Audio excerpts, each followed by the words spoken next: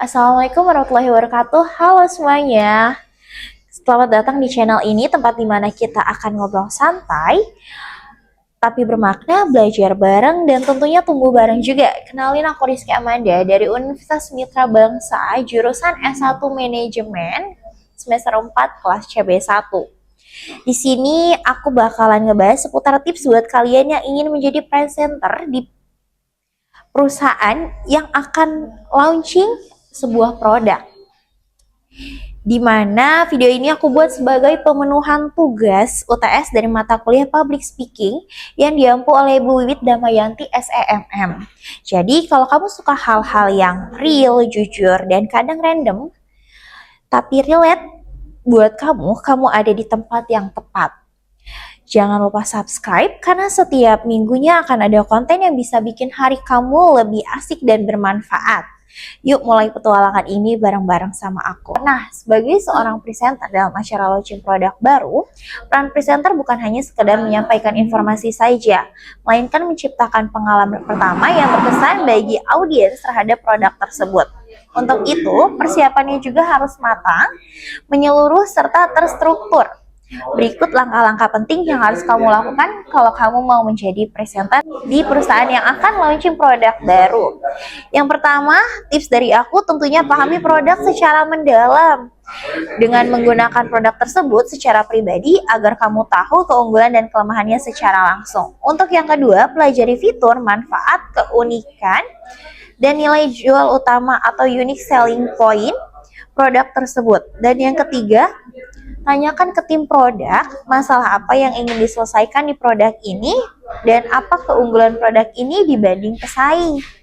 Nah, yang kedua tips dari aku, kenali audiens kamu, seperti siapa yang akan hadir, misalnya konsumen, investor, media, atau internal perusahaan mungkin.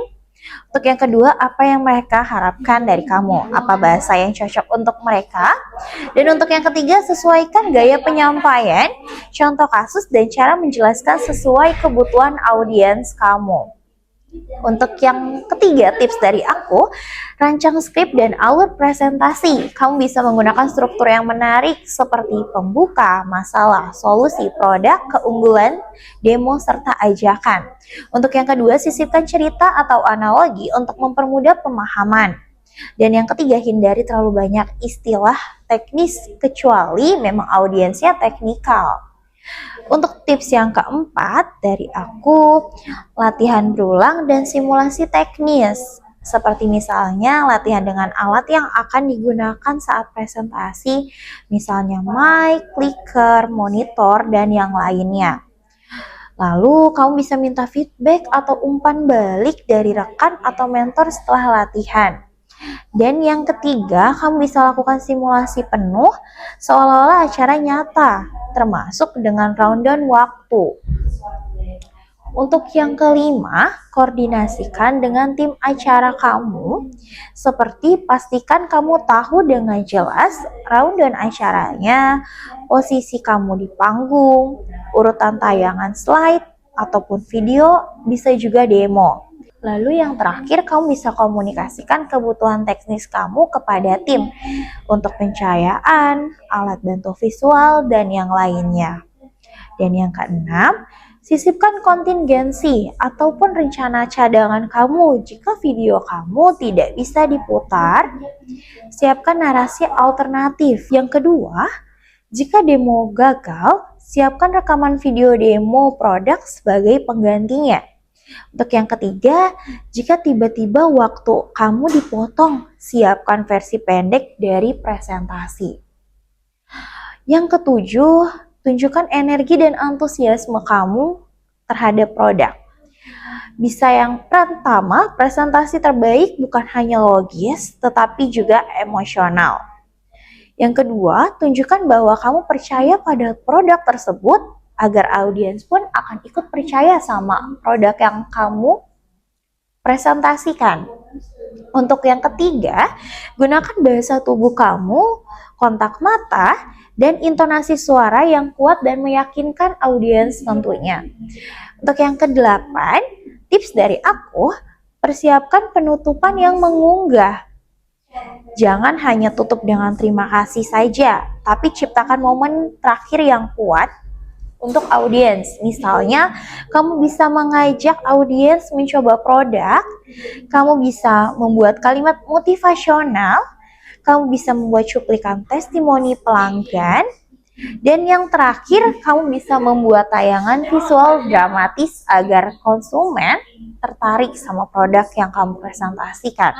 Nah, dengan persiapan seperti ini, kamu tidak hanya menyampaikan produk baru saja, tetapi juga menanamkan impresi positif terhadap brand dan menciptakan koneksi emosional yang akan membuat produk lebih mudah diterima oleh pasar, tentunya dengan konsumen yang akan mencoba atau membeli produk yang kamu presentasikan. Nah, kesimpulan dari video tips aku kali ini adalah ketika kamu jadi presenter dalam launching produk, bukan hanya soal berbicara di depan umum saja, tetapi tentang menjadi wajah, suara, dan jiwa dari produk yang kamu luncurkan. Kamu harus memahami produk secara mendalam, mengenali audiens, merancang narasi yang kuat, serta siap secara teknis dan emosional.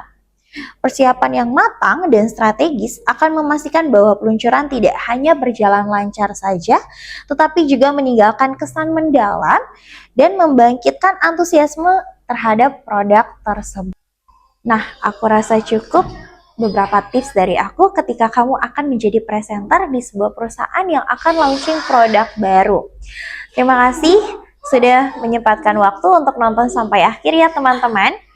Channel ini bukan tentang aku aja, ini tentang kita dan bagaimana kita bisa belajar, tumbuh bersama, dan saling menginspirasi lewat hal-hal kecil.